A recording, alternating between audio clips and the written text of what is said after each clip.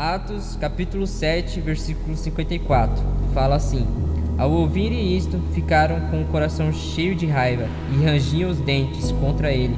Mas Estevão, cheio do Espírito Santo, fitou os olhos no céu e viu a glória de Deus e Jesus, que estava à direita de Deus. Então disse: Eis que vejo os céus abertos e o Filho do Homem em pé à direita de Deus. Eles, porém, gritando bem alto, tamparam os ouvidos e unânimes avançaram contra ele. E expulsando da cidade o apedrejaram. As testemunhas deixaram as capas deles aos pés de um jovem chamado Saulo. E enquanto o apedrejavam, Estevão orava dizendo: Senhor Jesus, recebe o meu espírito. Então, ajoelhando-se, gritou bem alto: Senhor, não os condenes por causa deste pecado. E depois que ele disse isso, morreu. E Saulo consentia na morte de Estevão. E aí, família, graças a paz, tudo bem com você? Espero que você esteja bem. Estou muito feliz com Jesus, com as coisas que Jesus está fazendo na nossa geração. E há um tempo atrás eu soltei uma ministração que o tema era O Seu Testemunho Tem Voz. E eu quero dar continuidade nisso, porque Deus tem falado a respeito de testemunho comigo. E o que eu tenho vivido é isso. E eu quero compartilhar com você para despertar você. Sabe por quê? Porque o nosso testemunho, eu não falo somente o meu, mas o seu aí que está vendo isso, do seu amigo, o seu testemunho pode despertar as pessoas que estão dormindo. Você sabia disso? Que o seu testemunho pode ser um incentivo para o seu amigo que está do seu lado, para ele ganhar almas para Jesus.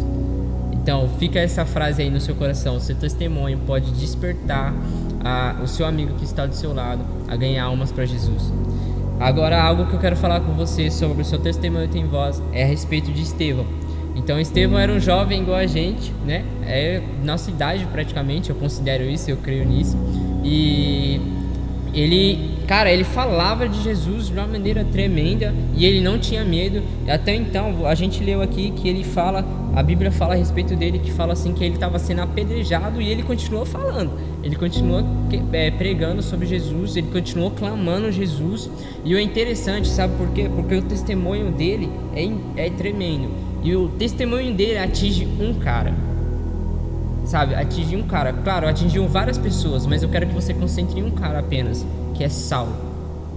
Que no capítulo 9 ele vai se tornar Paulo.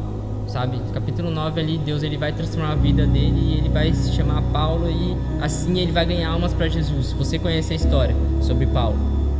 Mas é interessante porque a Bíblia aqui ela fala, esse versículo ele é um versículo chave aqui, né? Que é no capítulo 8. O primeiro versículo que fala: E Saulo consentia na morte de Estevão.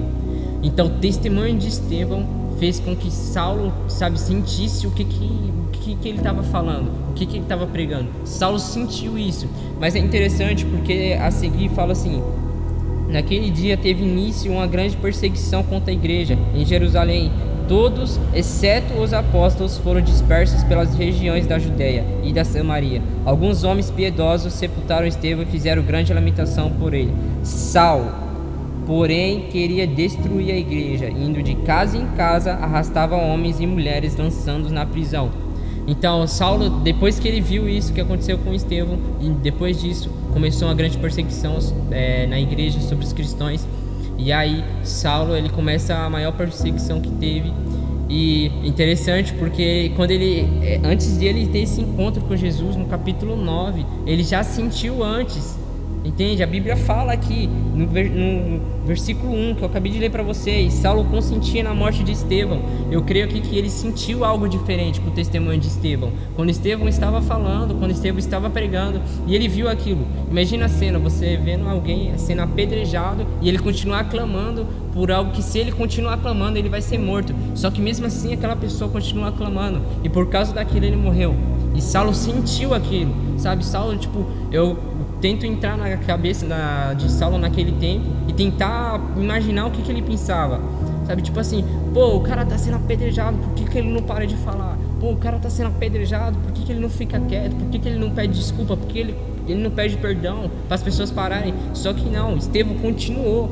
Estevão ele não parou, ele continuou. E por causa que ele continuou, ele despertou em Saulo. E Saulo vai se tornar um dos maiores apóstolos. Sabe? Então quero deixar isso com você. O seu testemunho pode sim despertar as pessoas que estão do seu lado. Sabe, eu vou dar um testemunho para você.